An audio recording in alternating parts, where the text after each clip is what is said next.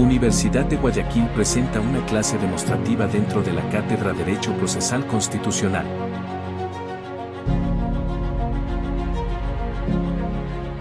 Bienvenidos. Bueno, vamos a tratar el día de hoy todo lo relativo al control constitucional. Quizás el tema del control constitucional es una de las principales dudas que pueden existir no solamente en el Ecuador, sino en todo el mundo. Y como siempre lo he dicho, una de las principales dudas que de pronto nosotros podemos tener cuando ustedes ya sigan su vida académica y tengan la oportunidad de estar fuera del país, lo primero que les van a consultar es de qué se trata el control constitucional y en tu país cómo se ejecuta ese control, porque hay múltiples dudas al respecto. Entonces, ¿cómo se maneja el control constitucional no solamente en el Ecuador, sino en el mundo? Eso es lo que vamos a comenzar a revisar ahora en la actualidad. Ahora, ¿por qué motivo nosotros tenemos que aprender correctamente el control constitucional? Hay dos visiones importantes que nosotros debemos entender. Primero, lo que significa el control constitucional desde un ámbito conceptual, porque es importante saber que en el Estado, ¿quién se encarga de vigilar el cumplimiento de la Constitución?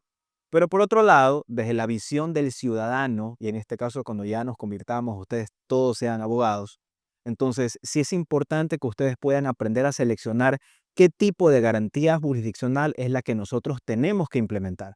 Si nosotros no manejamos correctamente un buen sistema de control constitucional a nivel conceptual, va a ser muy difícil después que nosotros podamos entender qué tipo de garantía jurisdiccional es la que se tenga que implementar. Entonces hay dos visiones importantes. Primero, desde el ámbito estatal, el saber a quién le corresponde el control de la Constitución, y en el segundo ámbito, desde la visión del ciudadano o del abogado, porque es importante conocer qué tipo de garantía jurisdiccional yo tengo que seleccionar para comenzar en este caso a ubicar y poderla implementar para reivindicar los derechos.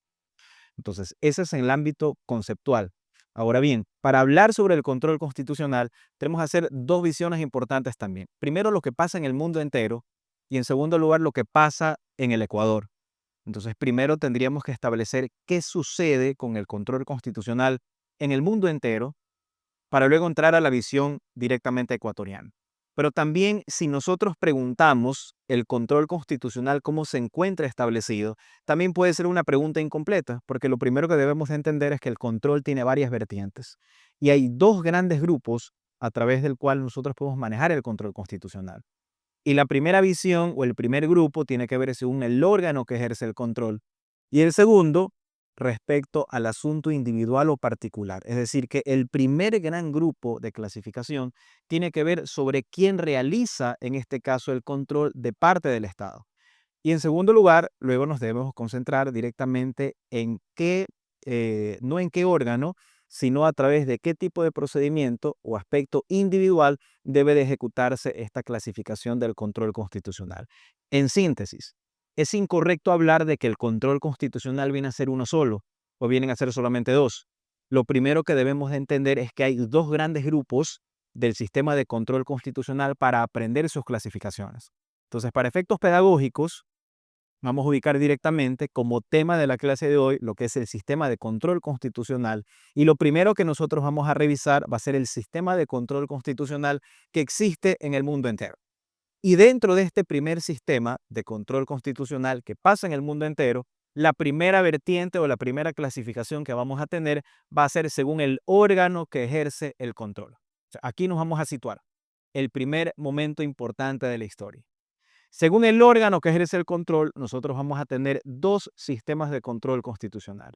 Los dos sistemas de control que vamos a tener va a ser, en primer lugar, el sistema de control concentrado de constitucionalidad y, en segundo lugar, el sistema de control difuso de constitucionalidad. Insisto, solo por efectos pedagógicos los vamos a señalar de esta forma. Repito, según el órgano que ejerce el control, un sistema de control concentrado de constitucionalidad y, por último, el sistema de control difuso de constitucionalidad. Vamos a conceptualizarlos primero y luego pasamos a las explicaciones. ¿Qué significa un sistema de control concentrado de constitucionalidad? Lo diseña Kelsen. Ya les voy a preguntar qué hizo Kelsen, porque asumo que sí recordamos todos quién fue Kelsen. Entonces ya les voy a preguntar qué hizo Kelsen y su aporte también para la historia. Pero el sistema de control concentrado tiene que ver en un diagrama creado por Kelsen, donde consideraba de que solamente una sola institución del Estado, totalmente independiente del poder, debía encargarse de controlar todas las garantías jurisdiccionales. Significa entonces que para el pensamiento de Kelsen, un solo organismo, independientemente del poder político, muy aparte del sistema de justicia ordinaria, se tenía que encargar de controlar todas las garantías jurisdiccionales. Es decir, para Kelsen era impensable, por ejemplo, que un juez de la justicia ordinaria tramite garantías jurisdiccionales. O sea, era imposible. Bajo el pensamiento de él, solamente se podía ejecutar a través de un órgano totalmente independiente del poder. A nivel conceptual, ese es el sistema de control concentrado de constitucionalidad. Pero ¿por qué motivo llegamos a esto y por qué motivo Kelsen tenía esa desconfianza con el sistema de justicia ordinario? ¿Cuál fue realmente el pensamiento de Kelsen y cuál es el principal aporte de Kelsen hacia todo el derecho constitucional? Alguien que me recuerde el tema, por favor. Nicole. Hans Kelsen fue un destacado filósofo y jurista del derecho austriaco, considerado uno de los más importantes dentro del derecho constitucional. Nació el 11 de octubre de 1881 en Praga, que entonces era parte del Imperio Austrohúngaro. Estudió Derecho en la Universidad de Viena, donde se graduó en 1906. Durante estos años, Kelsen desarrolló un importante interés por la filosofía y la teoría del derecho, inspirado en autores como Immanuel Kant. Tras obtener su doctorado, Kelsen comenzó a enseñar en Viena. En 1911 publicó su primera obra importante titulada Problemas capitales de la teoría del Estado. En 1920 fue uno de los principales autores de la Constitución de Austria de 1920, en la cual se instauró una Corte Constitucional como órgano del sistema de control concentrado, el cual era un órgano independiente y especializado que tenía la facultad de revisar la constitucionalidad y actos del Estado. Asimismo, entre sus obras importantes tenemos La teoría pura del derecho, publicada en sus dos ediciones en 1934 y 1960. La teoría pura del derecho busca purificar el derecho separándola de otras ramas como la sociología, la política y la ética. Para Kelsen, el derecho era un sistema de normas que se legitiman a partir de una norma fundamental o Grundnorm, un concepto fundamental en su teoría. En esta misma obra, Kelsen desarrolló la pirámide de Kelsen, la cual era una estructura jerárquica del derecho, en donde la Constitución era la base y las leyes ordinarias la cúspide. Esto ayudó a clarificar la relación entre la Constitución y las leyes. Otra de sus obras importantes fue La paz por medio del derecho, publicada en 1944. En esta obra, Kelsen hace una relación entre el derecho y la paz internacional, proponiendo la creación de organismos jurídicos internacionales como las Naciones Unidas, que luego de esto se crearon. Como podemos ver, Hans Kelsen dejó un legado duradero en el derecho constitucional, siendo uno de los importantes contribuyentes para la construcción de sistemas legales sólidos y autónomos.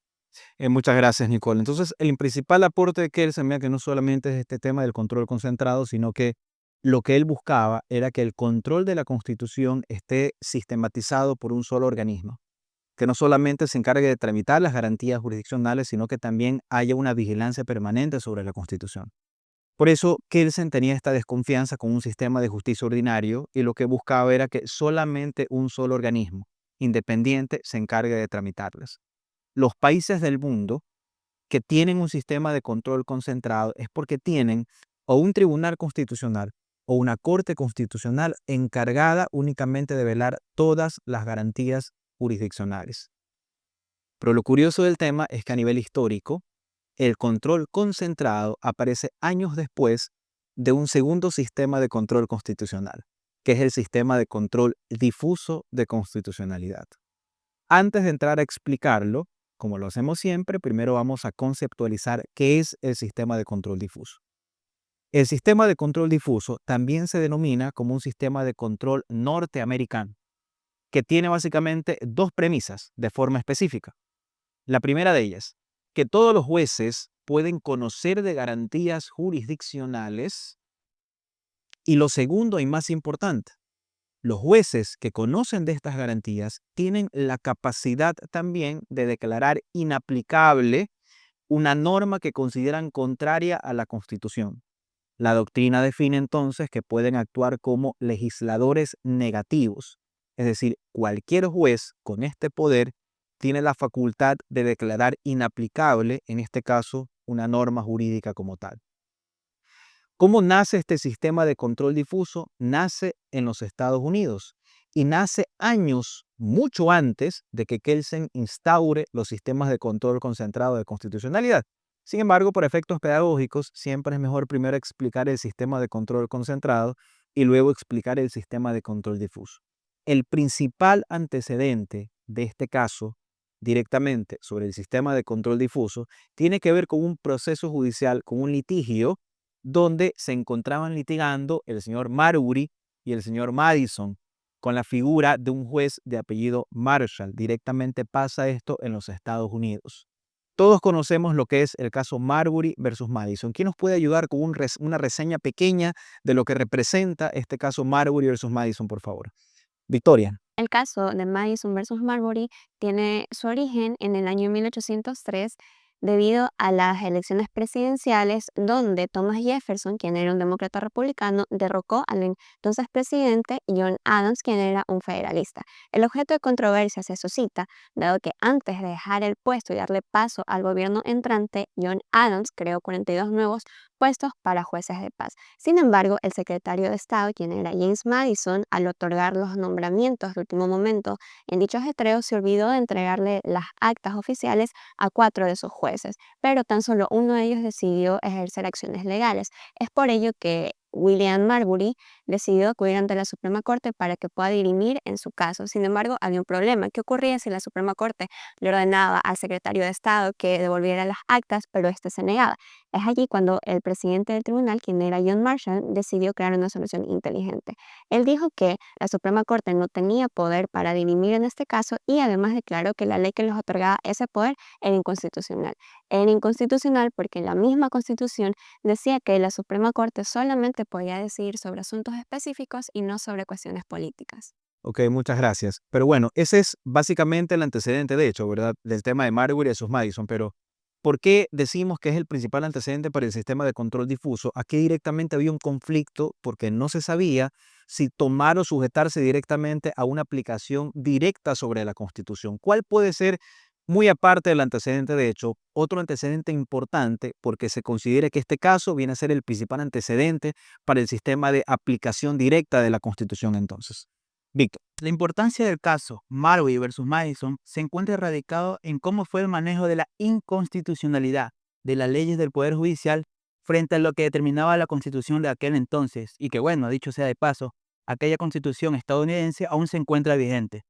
Tenemos claro que la Suprema Corte tenía la potestad para emitir lo que eran mandatos judiciales exigiéndole al Poder Ejecutivo que cumpla con todos sus deberes y funciones, como era en este caso el nombramiento de William Marbury y sus demás compañeros.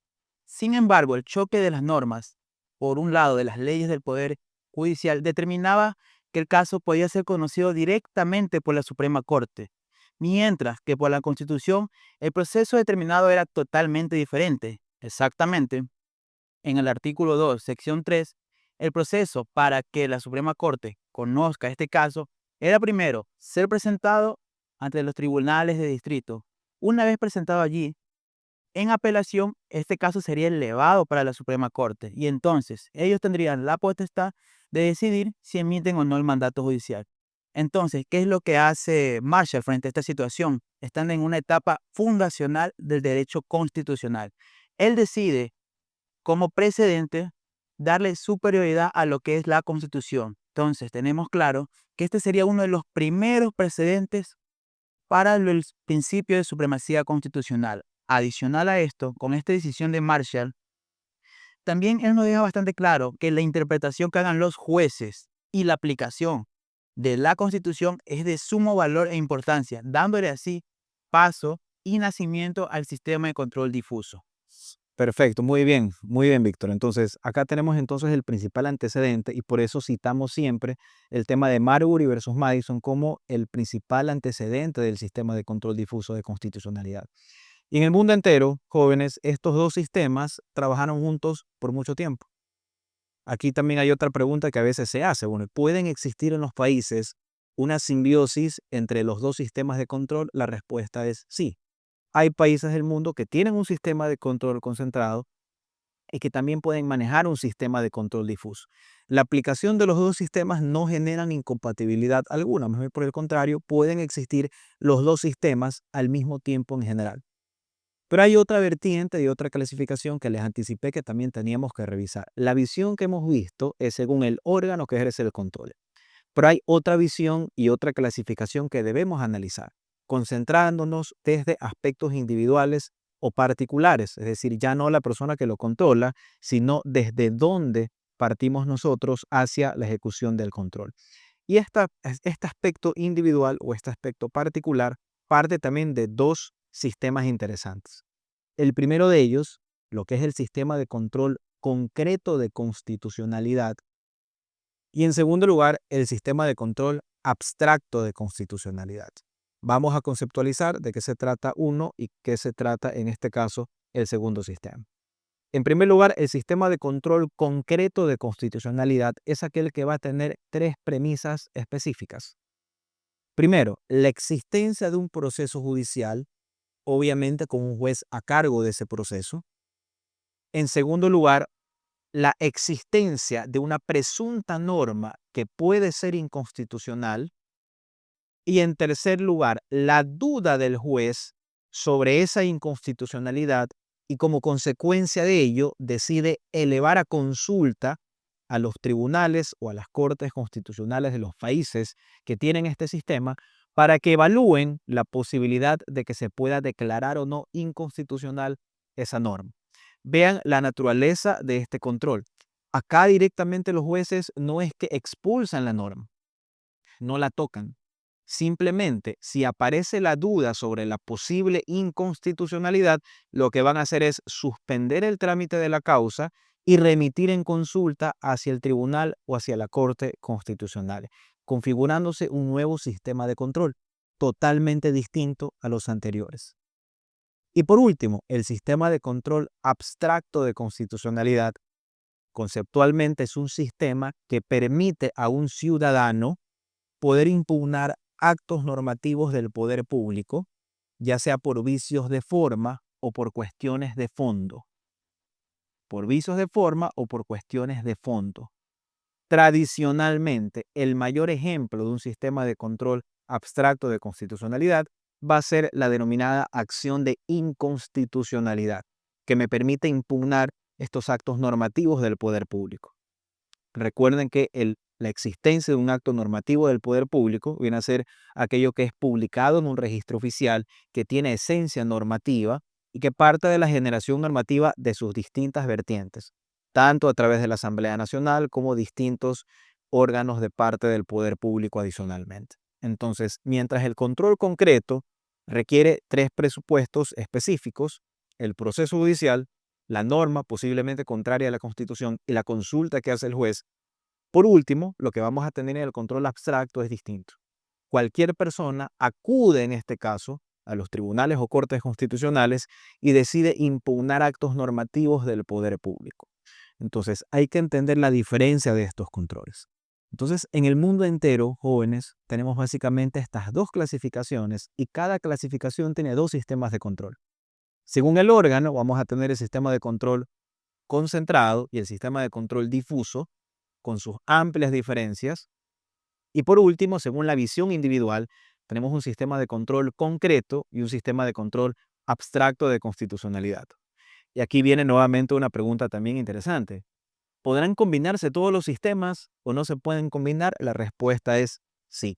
Es factible combinar todos los sistemas con ciertas limitantes también, ya lo vamos a ver a continuación, pero es posible poder tener todos estos sistemas y que se puedan revisar a través del sistema de control en sus diferentes vertientes. Eso pasa entonces en el mundo entero. Ahora la pregunta es, ¿qué tenemos nosotros en el Ecuador? ¿Consideran ustedes que tenemos todos los sistemas? ¿Solo hay unos? ¿Hay otros? ¿Y cuáles realmente se aplican en el Ecuador? Bueno, vamos a ver entonces desde la premisa inicial, desde el órgano que ejerce el control, cuál es el sistema que existe en este caso en el Ecuador. Y según el órgano que ejerce el control, primero la pregunta es si existe o no existe en el Ecuador un sistema de control concentrado de constitucionalidad. Y la respuesta concretamente es sí. El Ecuador sí tiene un sistema de control concentrado de constitucionalidad. ¿Y por qué lo va a tener? Lo va a tener por dos motivos. Primero, Aclaro esto entre paréntesis, la Corte Constitucional en varias sentencias ya ha establecido que el sistema de control es un sistema de control concentrado, según la visión del órgano que lo ejerce. Y la Corte dice, tenemos un sistema de control concentrado. ¿Por qué? Porque en primer lugar, solo la Corte Constitucional conoce ciertas acciones, como por ejemplo, una acción extraordinaria de protección, solamente la va a conocer la Corte Constitucional. Una acción por incumplimiento solo lo va a conocer la Corte Constitucional.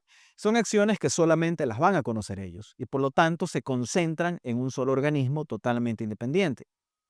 Pero sin embargo, la Corte Constitucional también aclara algo y nos dice que nuestra Constitución directamente en su articulado obliga a que todos los jueces que conocen de garantías jurisdiccionales, en el momento en que concluye el conocimiento de sus procesos, van a tener que remitir sus sentencias a conocimiento de la Corte Constitucional, sentencias ejecutoriadas, para que la Corte pueda tomar una eventual selección de las mismas.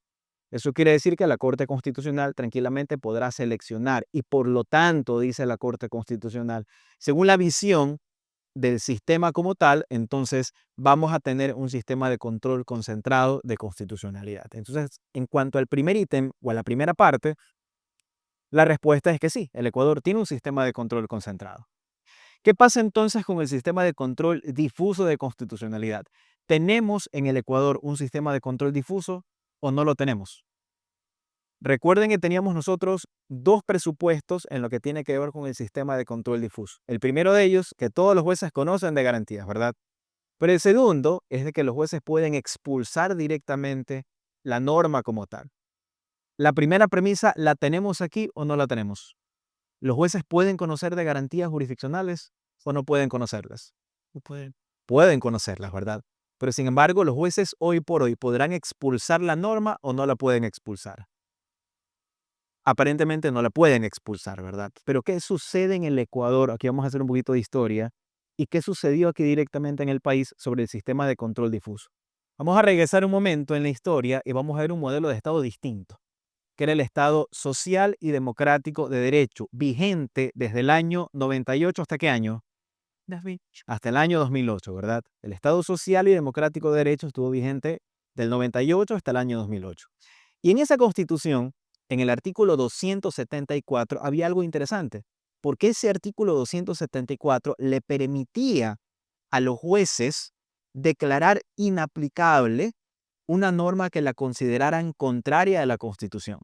Es decir, que no solamente conocían de garantías jurisdiccionales, sino que también los jueces tenían la posibilidad de declarar inaplicable la norma, es decir, actuaban en este caso como parte de un control o un legislador negativo, es decir, existía claramente en el año 98 un sistema de control difuso de constitucionalidad. Pero ¿dónde se presentó el problema del sistema de control difuso? Es más, recuerden, en clases anteriores hemos visto, y siempre lo he sostenido, uno de los principales motivos por los cuales fracasó el sistema del Estado social y democrático de derecho fue precisamente el sistema de control difuso. Y el tema en la práctica, ¿qué es lo que pasaba? En el mismo día, tal vez podíamos tener nosotros 3 procesos judiciales similares, nunca hay un proceso exactamente igual, pero sí podíamos tener 3 procesos similares. En el caso número 1, el juez decía, no, yo creo que aquí la norma es totalmente inaplicable, y por lo tanto hay que hacerle conocer al Tribunal Constitucional que es inaplicable. Venía en el caso B, el juez decía, no, la norma sí es parcialmente aplicable y por lo tanto sí consideramos que se puede aplicar con ciertas condiciones. En el caso C, o el tercer caso, decía otro juez, no, el 1 y el 2 están totalmente equivocados, porque aquí la norma es totalmente constitucional y aplicable. Entonces, el Tribunal Constitucional recibía todas estas ponencias y a la larga, hablar sobre una unificación venía a ser bastante complejo y bastante difícil. Por lo tanto, se resuelve al momento de establecerse nuevamente el poder constituyente en nuestra Constitución actual, que ese sistema de control difuso no iba a ir más. Entonces, este artículo 274 que existió en el año 98, hoy por hoy no existe. Entonces, como conclusión, ¿existe o no existe un control difuso en el Ecuador? No existe. Pero aquí viene otra pregunta interesante también. O sea, ok, si nosotros negamos la existencia del control difuso, entonces, ¿cómo podemos justificar que todos los jueces puedan conocer de acciones tutelares, porque las conocen, casi todas. Hay acciones de protección. ¿Quién conoce las acciones de protección? Todos los jueces. Las acciones de acceso a la información, las acciones de habeas data, todas las conocen los jueces, pero no tengo sistema de control difuso. ¿Qué me dice la Constitución al respecto? Vamos a leer un momento el artículo 426 de la Constitución. Alguien que me ayude, por favor. Minosca. Artículo 426. Aplicabilidad y cumplimiento inmediato de la Constitución. Todas las personas, autoridades e instituciones están sujetas a la Constitución. Las juezas y jueces, autoridades administrativas y servidoras y servidores públicos aplicarán directamente las normas constitucionales y las previstas en los instrumentos internacionales de derechos humanos, siempre que sean más favorables a las establecidas en la Constitución, aunque las partes no las invoquen expresamente. Los derechos consagrados en la Constitución y los instrumentos internacionales de derechos humanos serán de inmediato cumplimiento y aplicación. No podrá alegarse falta de ley o desconocimiento de las normas para justificar la vulneración de los derechos y garantías establecidos en la Constitución, para desechar la acción interpuesta en su defensa, ni para negar el reconocimiento de tales derechos. Ok, muchas gracias. Entonces ven el cambio de edición. Rescatamos de este artículo 426 temas muy específicos. Ven que no solamente habla de los jueces, habla de servidores públicos, administrativos. No les dice en este caso el artículo 426 podrán, utiliza el verbo deberán. Aplicarán directamente las normas constitucionales. Vean el cambio de visión. Mientras en el año 1998 los jueces declaraban inaplicable las normas, hoy por hoy, en este nuevo sistema, lo que hacen es aplicar directamente la norma constitucional. Entonces, en el momento en que existe una dicotomía, posiblemente entre una norma que es contraria a la Constitución sobre un principio de aplicación establecido en la Constitución, el axioma es sencillo o la solución viene a ser simplemente aplicar directamente la norma constitucional sin tocar, en este caso, esta norma jurídica que aparentemente viene a ser contraria. Lo que se diseña entonces en el Ecuador es la eliminación absoluta del sistema de control difuso, pero el nacimiento sí de un sistema de control interesante que tiene que ver con la aplicabilidad directa de la norma constitucional. La aplicabilidad directa. Entonces, en el Ecuador, según el órgano que ejerce el control, la Corte ejerce un control concentrado de constitucionalidad, pero también todos los jueces conocen de garantías jurisdiccionales y tienen un sistema denominado de aplicabilidad directa de la Constitución. Según el órgano que ejerce el control, entonces vamos a tener este sistema compartido respecto a lo que tiene que ver con el control concentrado de constitucionalidad y lo que tiene que ver con el sistema de aplicabilidad directa, en este caso de la Constitución. Ahora bien, en la última parte, ya para ir concluyendo, según el aspecto individual, ¿qué sistema o qué tenemos nosotros acá en el Ecuador? ¿Tenemos o no tenemos un sistema de control concreto de constitucionalidad? Vamos a revisar qué nos dice el artículo 428 de la Constitución, por favor, si nos ayuda. Artículo 428. Consulta a la Corte Constitucional por norma contraria a la Constitución. Cuando una jueza o juez de oficio o a petición de parte considere que una norma jurídica es contraria a la Constitución o a los instrumentos internacionales de derechos humanos que establezcan derechos más favorables que los reconocidos en la Constitución, suspenderá la tramitación de la causa y remitirá en consulta el expediente a la Corte Constitucional, que en un plazo no mayor a 45 días resolverá sobre la constitucionalidad de la norma. Si transcurrido el plazo previsto la Corte no se pronuncia, el perjudicado podrá interponer la acción correspondiente. Ok, entonces creo que esto no merita mayores explicaciones, ¿verdad? ¿Tenemos o no tenemos un sistema de control concreto en el Ecuador? Lo tenemos. El artículo 428 de la Constitución claramente establece que cuando existe un proceso judicial, cuando existe una norma presuntamente contraria a la Constitución y cuando el juez tenga una duda específica, entonces deberá consultar, en este caso, a la Corte Constitucional. Hay un sistema de control concreto perfectamente diagramado y establecido en el Ecuador. Y por último, ¿tenemos un sistema de control abstracto de constitucionalidad? Sí, y de hecho el Ecuador tiene un sistema de control abstracto muy fuerte. Porque no es solamente el hecho de que podamos tener la posibilidad de plantear acciones de inconstitucionalidad, sino que hay más garantías jurisdiccionales a conocimiento de la Corte Constitucional que sirven para tutelar y verificar y analizar la constitucionalidad de estos actos normativos. La acción de inconstitucionalidad quizás es la más grande, la que abarca mucho más temas, pero sin embargo hay más casos o más cosas que se pueden revisar a través del control abstracto de constitucionalidad. Entonces, el Ecuador sí mantiene un sistema de control abstracto en la actualidad. En síntesis, en el Ecuador, según el órgano que ejerce el control, dos sistemas. Primero, sistema de control concentrado y segundo, un sistema de aplicabilidad directa a cargo de todos los jueces. Y según el aspecto individual, sistema de control concreto y sistema de control abstracto de constitucionalidad. Son los 4 sistemas que tenemos. ¿Ok? Pero ahora bien, aquí viene un tema que también es bastante interesante. ¿No opinan que de estos 4 sistemas de control, tal vez hay uno o dos que puedan generar criterios contrapuestos donde se podría generar algún tipo de dicotomía sobre estos temas en general? ¿Qué opinan? ¿Dónde podríamos tener aquí algún problema estructural sobre estos puntos específicos? Nicole. ¿Podría existir una contradicción entre el sistema de control concreto y el sistema de aplicabilidad directa? Esto debido a la tensión entre la necesidad de interpretar y adaptar los derechos a situaciones específicas y la obligación de garantizar estos derechos de manera oportuna y sin condiciones. Esta contradicción la podemos ver principalmente en el rol de los jueces y juezas y la Corte Constitucional al buscar equilibrar la protección de los derechos con el contexto específico de cada caso. Ok, entonces hay la aparente contradicción, podríamos decir, entre el sistema de aplicabilidad directa y el sistema de control concreto de constitucionalidad. Yo siempre he dicho que muy aparte de los conceptos hay que poner las cosas o aterrizarlas a ejemplos prácticos de la vida diaria, ¿verdad? Vamos a imaginar, y esto se presenta todos los días, vamos a imaginar que ustedes son jueces y tienen en sus manos una acción de protección. Y dentro de esa acción de protección tienen una persona que ha tenido un proceso coactivo, por ejemplo, y dentro de ese proceso coactivo, en cualquier institución del Estado, el reglamento para potestad y ejercicio de ejecución coactiva de esa institución le facultaría al funcionario recaudador a prohibir su salida del país. Pero esa persona coactivada, que resulta que puede tener un cáncer, y es un cáncer agresivo, y tiene que viajar de urgencia, en este caso al exterior, a someterse a un tratamiento médico.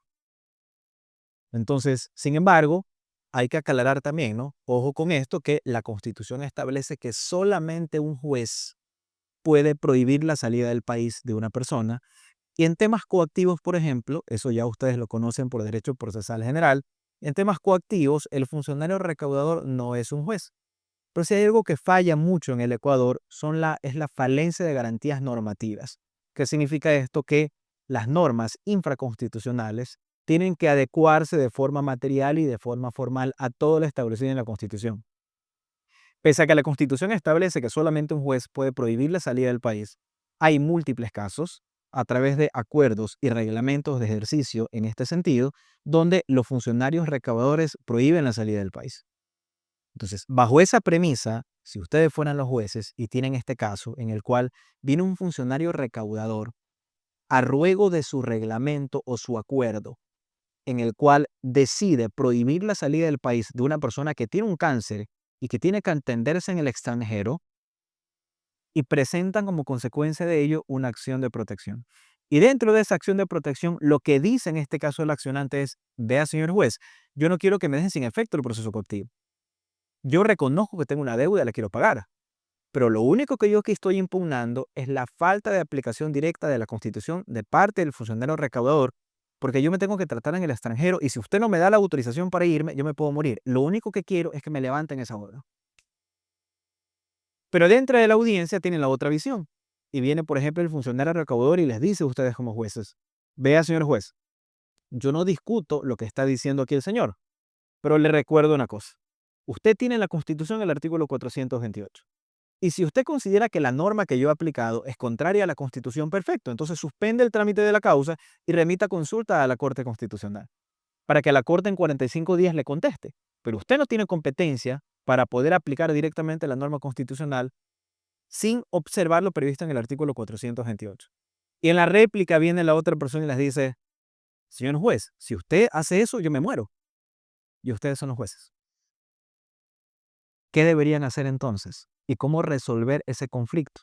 Porque la vida de esa persona está en sus manos. ¿Qué hacer entonces? ¿O aplican directamente la norma constitucional? ¿O en este caso, suspenden el trámite de la causa y remiten a consulta de la Corte Constitucional. La próxima clase entonces vamos a comenzar a absolver esta duda y vamos a ver de qué forma esto lo podríamos resolver y si se debería aplicar el artículo 426 o el artículo 428. ¿Qué mecanismos nos da la propia Constitución para decirnos, oigan, no hay contradicción? Hay cosas que básicamente hay que hacer y filtros que tomar para poder adoptar la mejor decisión en este sentido. Pero eso lo vamos a ver la próxima clase con ustedes. Muchas gracias. Nos vemos entonces la próxima ocasión.